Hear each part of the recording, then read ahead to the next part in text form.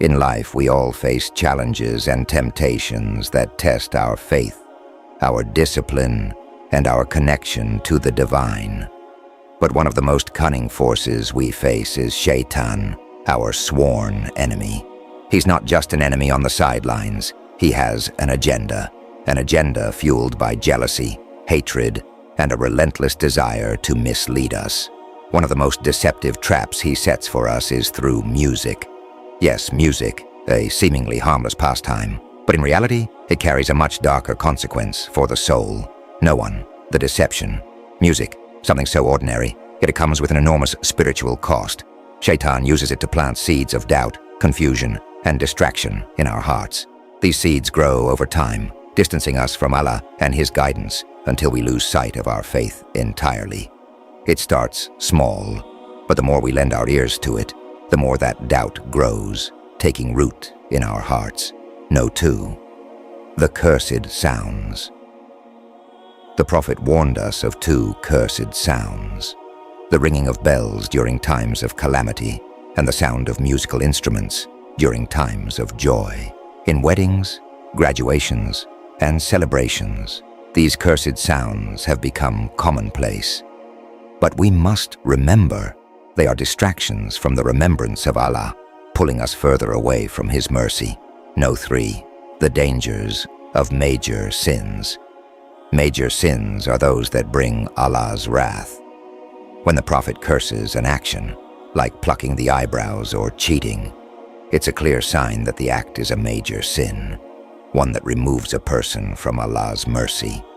Listening to certain types of music is no different. Allah's punishment for major sins is severe, both in this life and in the hereafter. No. 4. The warning. The Prophet gave a stern warning. Those who listen to music in this world will have molten iron poured into their ears in the hereafter. It's a vivid and painful reminder of the consequences of indulging in these distractions. No. 5. The strength in avoidance. But there is strength in avoidance. Resisting the temptations of Shaitan makes us stronger in our faith, more resilient, and more connected to Allah. Every time we turn away from music or anything that distances us from Allah, we take a step closer to Him. No. 6. Building a community of support. And we don't have to do it alone. Surround yourself with friends who remind you of Allah, mentors who guide you, and a community that supports your growth in faith. Together we can resist Shaitan's traps and encourage each other on the path to righteousness. No. 7. Repentance and renewal. No matter how far you've strayed, Allah's mercy is always within reach. Repentance is the key to renewal. Turn back to Allah, seek His forgiveness, and purify your heart. He's always ready to forgive, no matter how great the sin. No. 8. Practical steps to stay protected. So how can we protect ourselves? Here are a few steps. 1. Replace harmful content with beneficial knowledge. Listen to Quran, Islamic lectures, or podcasts that strengthen your faith. 2. Guard your ears and eyes. Be mindful of what you expose yourself to. 3. Strengthen your salah. Prayer is your shield against Shaitan.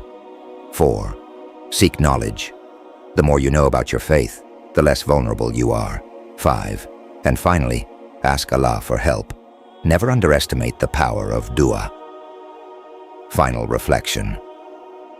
Life is a journey full of tests, but every test is an opportunity to draw closer to Allah. Shaitan may be persistent, but with the right tools, the right community, and the mercy of Allah, we can rise above his traps. You're never alone. Allah is always with you, guiding you every step of the way. Stay firm, stay strong, and always remember the eternal reward that awaits those who strive for His pleasure. Thank you for listening. If this message resonated with you, write in comment Astaghfirullah and share it with others. Let's help each other stay on the straight path and protect ourselves from the traps of Shaitan. Subscribe for more powerful reminders, and remember, the battle starts within. but victory is promised for those who strive in the way of Allah.